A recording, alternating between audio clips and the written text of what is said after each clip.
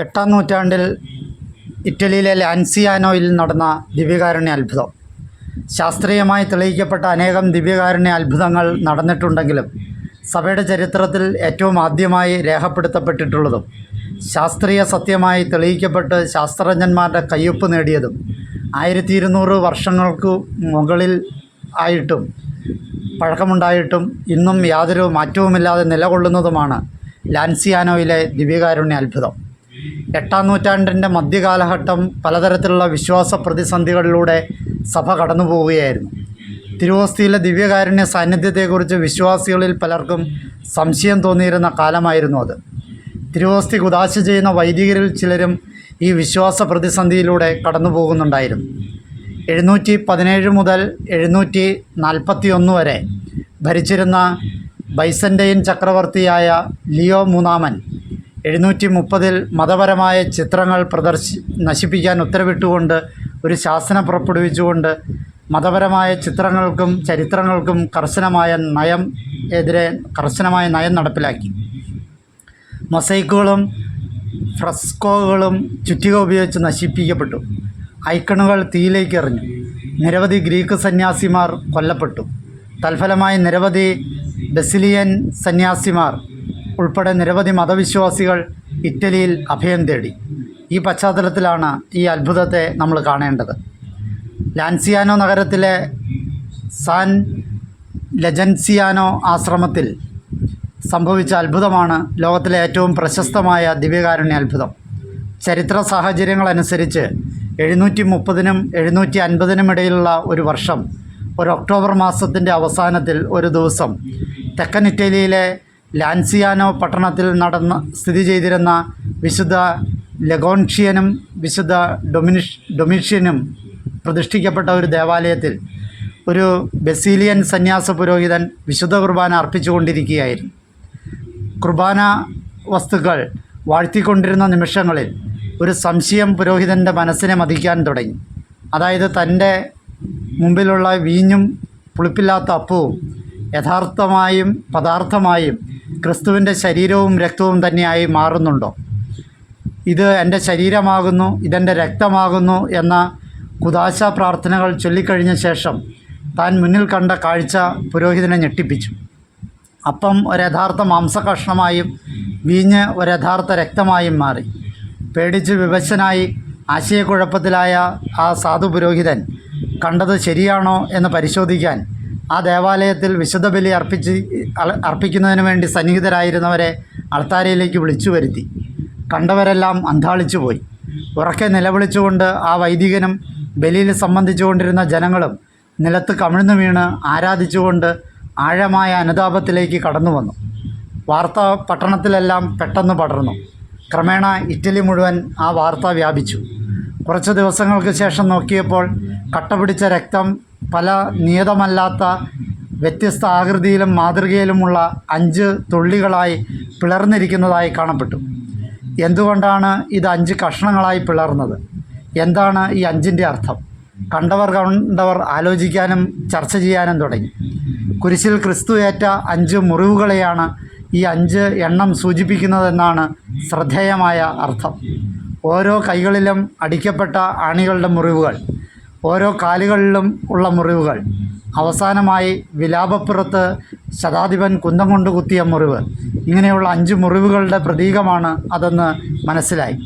ഈ അത്ഭുതത്തെപ്പറ്റിയുള്ള വാർത്ത പെട്ടെന്ന് തന്നെ പരന്നപ്പോൾ നാട്ടിലെ ആർച്ച് ബിഷപ്പ് ഒരു അന്വേഷണം നടത്തുകയും സഭ ഇതൊരു ദിവ്യാത്ഭുതമായി അംഗീകരിക്കുകയും ചെയ്തു. പിന്നീടുള്ള ചരിത്രത്തെ നോക്കാം. 1175 വരെ ബസിലിയൻ സന്യാസിമാർ ഈ ദിവ്യകാരുണ്യ അത്ഭുതത്തിൻ്റെ തിരുശേഷിപ്പുകളുടെ സംരക്ഷണം വഹിച്ചിരുന്നുവെന്നാണ് പറയപ്പെടുന്നത്.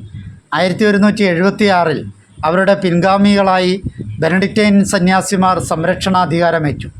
ലാൻസിയാനോയിലെ സെൻറ്റ് ഫ്രാൻസിസ് പള്ളിയിലായിരുന്നു തിരുശേഷിപ്പുകൾ സ്ഥാപിച്ചിരുന്നത്. 1636 മുതൽ 1902 വരെ ഈ തിരുശേഷിപ്പുകൾ വാൽസക്കെ ചാപ്പലിൽ സൂക്ഷിച്ചിരുന്നു. 1713-ൽ നേപ്പിൾസിൽ നിർമ്മിച്ച വെള്ളിയും ഗ്ലാസും കൊണ്ട് നിർമ്മിച്ച ഒരു അരളിക്കായിൽ തിരുശേഷിപ്പുകൾ സ്ഥാപിച്ച് അവ പ്രദർശിപ്പിക്കാൻ തുടങ്ങി. 1902 പുതിയൊരു അൾത്താരയിലേക്ക് ഈ തിരുശേഷിപ്പുകൾ മാറ്റി. 2012 മുതൽ ഈ അത്ഭുതത്തിൻ്റെ തിരുശേഷിപ്പുകൾ ലാൻസിയാനോയിലെ സെൻറ്റ് ഫ്രാൻസിസ് പള്ളിയിൽ സൂക്ഷിച്ചിരിക്കുകയാണ്. 2004 ഒരു കർദിനാളായിരിക്കുമ്പോൾ അവിടെ തിരുശേഷിപ്പുകൾ സന്ദർശിക്കുവാനായി വിശുദ്ധ ജോൺ പോൾ രണ്ടാമൻ മാർപ്പാപ്പ പോയിരുന്നു. ശാസ്ത്ര പരിശോധനകളെ നോക്കാം. നൂറ്റാണ്ടുകളായി ദിവ്യകാരുണ്യ അത്ഭുതത്തിൻ്റെ തിരുശേഷിപ്പുകൾ പലതവണ പരിശോധനകൾക്ക് വിധേയമായിട്ടുണ്ട്.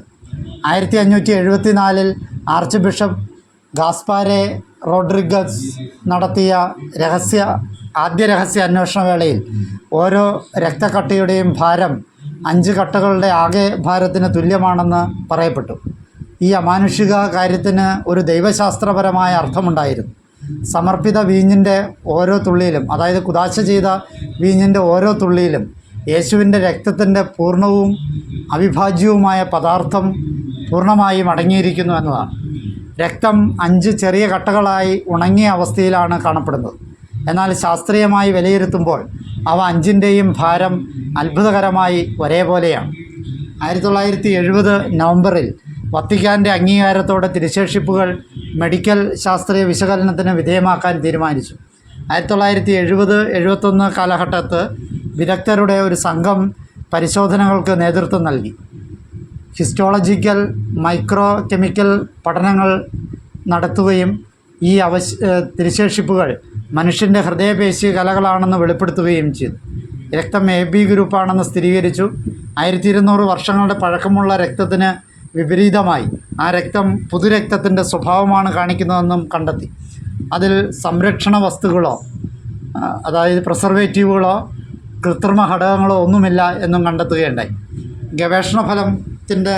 വിശദമായ ഗവേഷണ ഫലത്തിൻ്റെ ചുരുക്ക കാര്യങ്ങൾ പറയാം. 1. മനുഷ്യമാംസം കേടുകൂടാതെ സൂക്ഷിക്കുവാനായി സാധാരണ ഉപയോഗിക്കാറുള്ള സംരക്ഷണ വസ്തുക്കളൊന്നും പരിശോധനാ വസ്തുവിൽ ഉപയോഗിച്ചിട്ടില്ല. 2. മാംസം യഥാർത്ഥ മാംസവും യഥാർത്ഥ രക്തവുമാണ്. 3. മാംസവും രക്തവും മനുഷ്യജീവിയുടേതാണ്. 4. മാംസത്തിൽ മനുഷ്യഹൃദയത്തിൻ്റെ പേശികലകൾ ആണ് അടങ്ങിയിട്ടുള്ളത്. 5. മധ്യകിഴക്കൻ പ്രദേശങ്ങളിൽ ജനിച്ചു ജീവിച്ച ഒരു പുരുഷനിൽ പൊതുവായുള്ള AB പോസിറ്റീവ് ടൈപ്പ് ആയിരുന്നു ഈ രക്തം. അതിനുശേഷം ലോകത്തിൻ്റെ പല ഭാഗങ്ങളിലായി നടന്ന ശാസ്ത്രീയമായി തെളിയിക്കപ്പെട്ട എല്ലാ ദിവ്യകാരുണ്യ അത്ഭുതങ്ങളിലെയും രക്തം AB പോസിറ്റീവായിരുന്നു. യേശുവിൻ്റെ മൃതദേഹം സംസ്കരിച്ചപ്പോൾ പൊതിഞ്ഞ ടൂറിനുള്ള തിരുക്കച്ചയിലും കാണപ്പെട്ട തിരുരക്തം AB ഗ്രൂപ്പിലുള്ളതായിരുന്നു. 6. കട്ടരക്തം 5 വിഭിന്ന ആകൃതിയിലും അളവിലുമായിരുന്നെങ്കിലും ഓരോ തുള്ളിയുടെയും തൂക്കം ഒരേപോലെ തന്നെയായിരുന്നു. 7. സാധാരണ പുതുരക്തത്തിൽ കണ്ടുവരുന്ന അതേ അനുപാതത്തിലുള്ള രസമാംസ്യ നിർമ്മാണ ക്രമത്തിലെ മാംസ്യത്തിൻ്റെ അളവ് തന്നെയാണ് ഈ രക്തത്തിലും കണ്ടെത്തിയത്. 8. ക്ലോറൈഡുകൾ, phosphorus, magnesium, potassium, sodium, calcium എന്നീ ലവണങ്ങളുടെ സാന്നിധ്യം രക്തത്തിൽ ഉണ്ടായിരുന്നു. 9. മാംസവും രക്തവും അവകളുടെ സ്വാഭാവിക അവസ്ഥയിൽ തന്നെ 12 നൂറ്റാണ്ടുകൾക്ക് മേൽ നിലനിൽക്കാനും അന്തരീക്ഷ ജൈവ പ്രതിപ്രവർത്തനങ്ങളാൽ നശിപ്പിക്കപ്പെടാതെ അവശേഷിക്കുന്നതും അസാമാന്യമായ ഒരു പ്രതിഭാസമാണ്. ഇപ്പോൾ മുറിച്ച ഒരു സിരയിൽ നിന്നും പുറത്തേക്കൊഴുകുന്ന രക്തം എത്ര പുതുമയും ചൂടും നശിക്കാതെ അവശേഷിക്കുന്നതും അസാമാന്യമായ ഒരു പ്രതിഭാസമാണ്. അത്രയും പുതുമയും പരിശുദ്ധവുമാണ് പരീക്ഷണ വിധേയമായ ഈ രക്തം. 10. മാംസം മരണവേദന അനുഭവിക്കുന്ന ഒരു മനുഷ്യൻ്റെ വരിഞ്ഞു മുറുകിയ ഹൃദയ ഭിത്തികളിലേതാണെന്ന് തെളിയിക്കപ്പെട്ടു. അതും ഇടതുഭാഗത്തുള്ള ഭാഗമാണ് ഇതെന്നും തെളിയിക്കപ്പെട്ടു. 11. 1200 വർഷങ്ങൾ കഴിഞ്ഞിട്ടും പലവിധ പരീക്ഷണങ്ങളിലൂടെ കടത്തിവിട്ടിട്ടും മാംസത്തിനോ രക്തത്തിനോ അല്പം പോലും ജീർണതയില്ല എന്നും തെളിവാക്കപ്പെട്ടു.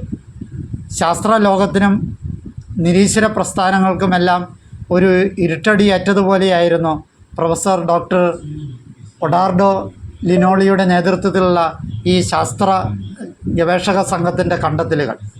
അതിനാൽ തന്നെ ലാൻസിയാനോയിലെ അത്ഭുതത്തെക്കുറിച്ച് അന്താരാഷ്ട്ര തലത്തിലുള്ള ഒരു പഠനം ആവശ്യമാണെന്ന് ശാസ്ത്രലോകം ആവശ്യപ്പെട്ടതനുസരിച്ച് 1973 ലോകാരോഗ്യ സംഘടനയുടെ നേതൃത്വത്തിൽ ലോകത്തിൻ്റെ വിവിധ സ്ഥലങ്ങളിൽ നിന്നുള്ള വിദഗ്ധരായ ഡോക്ടർമാരുടെയും ശാസ്ത്രജ്ഞന്മാരുടെയും ഒരു സംഘം 500-ൽ പരം പരീക്ഷണങ്ങളിലൂടെ നേരത്തെ പറഞ്ഞ ആ സത്യങ്ങൾ, ശാസ്ത്രീയ സത്യങ്ങൾ തിരിച്ചറിയുകയും ഡോക്ടർ ഒഡാർഡോ ലിനോളിയുടെ റിപ്പോർട്ടുകൾ പൂർണ്ണമായും ശരിവയ്ക്കുകയും ചെയ്തു. ഓ ദിവ്യകാരുണ്യമേ, അനന്തമായ അങ്ങയുടെ ഈ കാരുണ്യത്തിന് ഞങ്ങളെല്ലാവരും കൃതജ്ഞതകൾ അർപ്പിക്കുന്നു.